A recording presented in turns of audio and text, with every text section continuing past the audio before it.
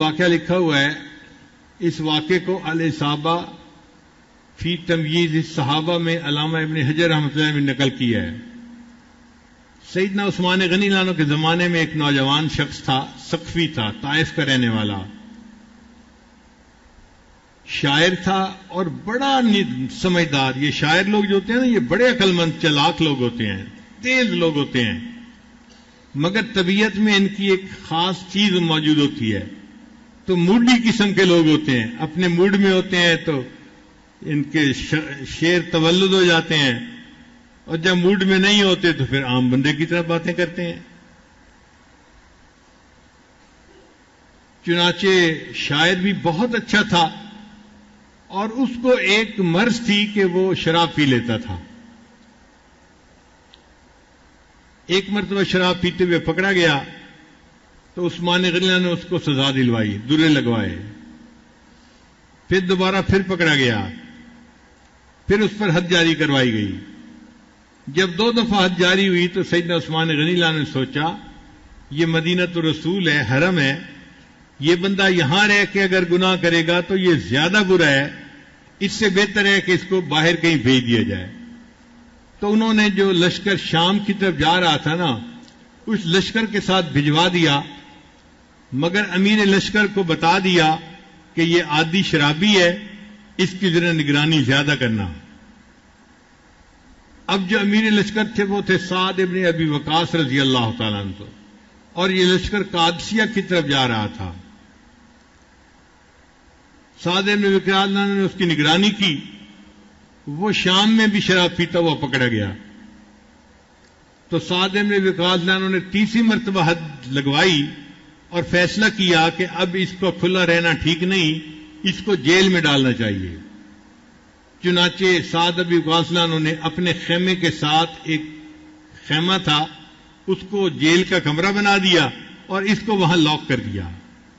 پاؤں میں بیڑیاں پڑی ہوئی ہیں، ہاتھ میں ہتھکڑیاں پڑی ہوئی ہیں، اور یہ نوجوان وہاں بند ہے. اور اس کی نگرانی سعد ابن ابی وقاص خود کر رہے تھے کہ قیدی کہیں بھاگ نہ جائے.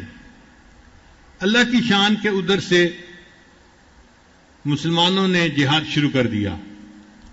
مسلمانوں کے مقابلے میں رستم آیا. رستم کے پاس 3 لاکھ فوج تھی اور مسلمانوں کی کل تعداد 30,000 تھی. اب آپ بتائیں 3 لاکھ کے مقابلے میں 30,000 تو نظر ہی نہیں آتے کہاں کھڑے ہیں. اور یہ جنگ 9 دن رہی. کافروں کی چونکہ تعداد زیادہ تھی لہذا کافر جو تھے وہ غالب نظر آتے تھے اور مسلمان کمزور محسوس ہو رہے تھے.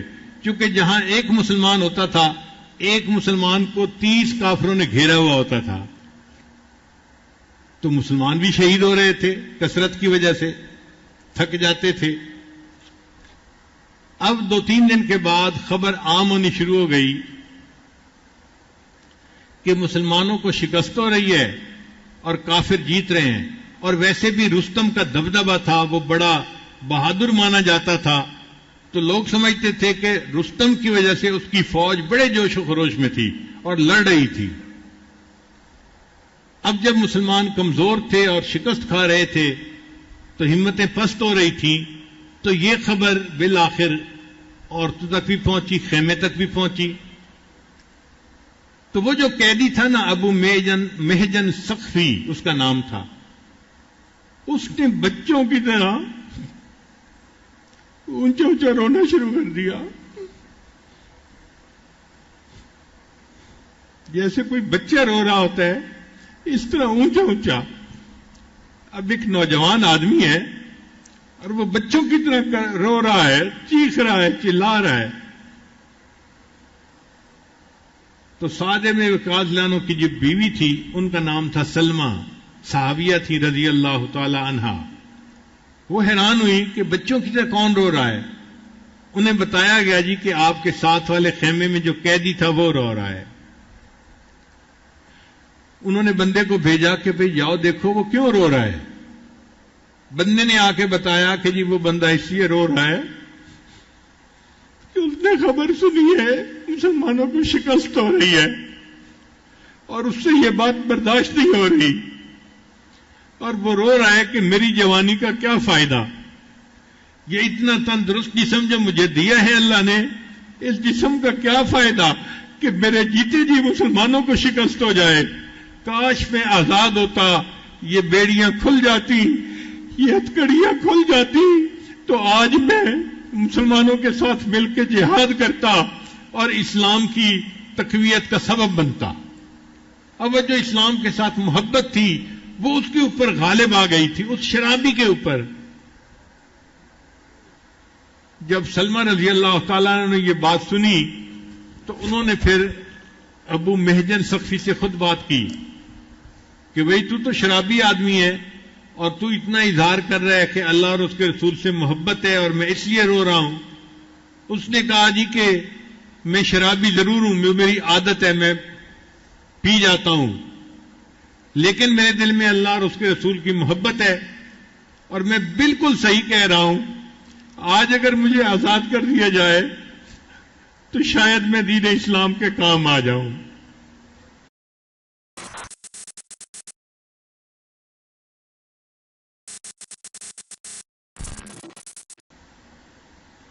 سلمہ نے پوچھا اس کا کیا حل ہے؟ اس نے کہا جی اس کا حل یہ ہے کہ آپ میرے اوپر اعتماد کریں اور مجھے آزاد کر دیں، اور جو آپ کے خاوند کا سب سے تیز بہادر گھوڑا ہے نا وہ مجھے دے دیں، اور جو اس کی سب سے بہترین تلوار ہے وہ مجھے دے دیں. میں جا کے جہاد کروں گا. اگر جہاد میں شہید ہو گیا تو قصہ ختم ہو جائے گا، اور اگر میں زندہ رہا تو میں وعدہ کرتا ہوں اور اللہ کو گواہ بناتا ہوں کہ میں واپس آ کے یہ بیڑیاں خود اپنے پاؤں میں پہن لوں گا. لو جی، صحابیہ نے ان کو کھول دیا اور وہ گھوڑے پہ سوار ہوئے. کل اسد، جیسے کوئی شیر بیٹھتا ہے نا، اس طرح وہ گھوڑے پہ سوار ہوئے اور انہوں نے ہاتھ میں تلوار لی اور اپنے آپ کو خوب لپیٹ لیا کہ ان کا چہرہ بھی کوئی نہ دیکھ سکے، پہچان بھی کوئی نہ سکے. یہ گھوڑا ایسا تھا کہ اس کے اوپر عام آدمی نہیں بیٹھ سکتا تھا. بہت جری گھوڑا تھا، بہادر گھوڑا تھا، اور بڑا کوئی مشق والا انسان اس کے اوپر سواری کر سکتا تھا. اس نے اس گھوڑے کو بھگایا اور مسلمانوں کے لشکر میں جا پہنچا. پھر جہاں پر سب سے زیادہ گمسان کی لڑائی ہو رہی تھی نا، مسلمان نرغے میں تھے، وہ وہاں گیا اور اس نے جا کے اللہ اکبر کا نعرہ لگایا اور تلوار چلانی شروع کی. اب وہ اتنا مشاق تھا، اتنا وہ یعنی بہادر تھا کہ اس نے تو مولی گاجر کی طرح دشمن کو کتر دیا. دشمن کی صفوں پہ اس کا خوف بیٹھ گیا. اب یہی کہ جہاں وہ دیکھتا کہ کوئی مسلمان نرغے میں ہے اور دوسرے لوگ اس کے گرد زیادہ ہیں، دشمن زیادہ ہیں، وہ وہاں جاتا، اللہ اکبر کا نعرہ لگا کے کود پڑتا، اپنے آپ کو اس کے اندر جو ہے وہ گویا ڈال دیتا. مگر اتنا وہ تلوار باز تھا کہ اس کی تلوار سے دشمن قتل ہوتے اور دشمن بھاگ کھڑے ہوتے، حتیٰ کہ رستم تک کے دل میں اس کا رعب بیٹھ گیا. اب جب اس کا رعب بیٹھ گیا تو کافروں نے پست ہونا شروع کر دیا اور مسلمانوں کا جوش خروش اور بڑھ گیا. سعد ابن ابی وقاص اللہ عنہ دور بیٹھے ہوئے یہ سارا منظر خود دیکھ رہے تھے، حیران بھی ہو رہے تھے کہ یہ کون بندہ ہے کہ جس کو ہم پہچانتے بھی نہیں، اور جو صبح ہمارے ساتھ نہیں تھا اچانک کہیں سے آیا ہے، اور اس کی وجہ سے جنگ کا پاسا ہی پلٹ گیا. اللہ نے کیا کہ شام کو اللہ نے مسلمانوں کو فتح عطا فرما دی، قادسیہ فتح ہو گیا. اب سعد بن وقاص نے سوچا کہ میں اس مجاہد کو دیکھوں کہ جو فلاں گھوڑے کے اوپر سوار تھا. وہ مجاہد ملتا ہی کہیں نہیں تھا. ادھر سے پوچھا ادھر سے پوچھا، کوئی نہیں ملا. اب سعد ابن وقاص اللہ عنہ خوش بھی تھے حیران بھی تھے. خوش اس پہ تھے کہ اللہ نے مسلمانوں کو فتح عطا فرما دی، اللہ نے اسلام کو غالب فرما دیا. حیران اس بات پہ تھے کہ وہ مجاہد کہاں گم ہو گیا، کیا آسمان پہ اٹھ گیا یا زمین اس کو نگل گئی یا کہیں چلا گیا. خیر اپنے خیمے میں واپس آئے اور اپنی بیوی کو بتایا. اللہ نے مسلمانوں کو فتح عطا فرما دی، لیکن مجھے لگتا ہے کہ آج کوئی اللہ تعالیٰ کی خاص مدد ہوئی ہے۔ بیوی نے پوچھا وہ کیسے؟ انہوں نے کہا کہ ایک لگتا ہے کوئی فرشتہ اللہ نے بھیجا تھا، اس کو ہم پہچانتے نہیں تھے، اور اس نے تو سواری کی ہوئی تھی میرے گھوڑے کے اوپر، اور ایسے لگتا تھا کہ میری تلوار اس کے ہاتھ میں ہے، اور وہ اتنا بے جگری سے لڑ رہا تھا۔ اس ایک بندے کی وجہ سے اللہ نے اسلام کو فتح عطا فرما دی۔ جب انہوں نے یہ واقعہ سنایا تو پھر بیوی نے انہیں بتایا کہ جی وہ فرشتہ نہیں تھا، وہ قیدی تھا جو ہمارے ساتھ والے خیمے میں قیدی ہے۔ سعد بن وقاص بڑے حیران ہوئے، ساتھ والے خیمے میں آ کے دیکھا تو وہ نوجوان بیٹھا ہوا ہے، اسی طرح ہتھکڑیاں پہنی ہوئی ہیں اور پاؤں میں بیڑیاں پہنی ہوئی ہیں۔ تو سعد بن وقاص نے اس سے پوچھا کہ کیا تم نے آج یہ سارا جو ہے نا وہ جنگ کا معاملہ کیا؟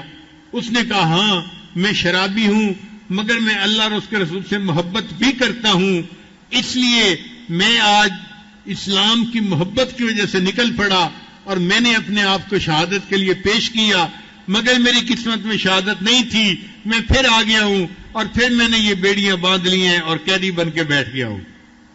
سعد بن وقاص نے فرمایا کہ میں اپنے ہاتھ سے تمہاری ہتھکڑیاں کھولتا ہوں، اور آج کے بعد اگر تو شراب پیے گا بھی صحیح تو میں تمہارے اوپر حد نہیں جاری کروں گا، تمہارے دل میں اگر اللہ کی محبت اتنی ہے تو میں تمہارے اوپر حد نہیں جاری کروں گا۔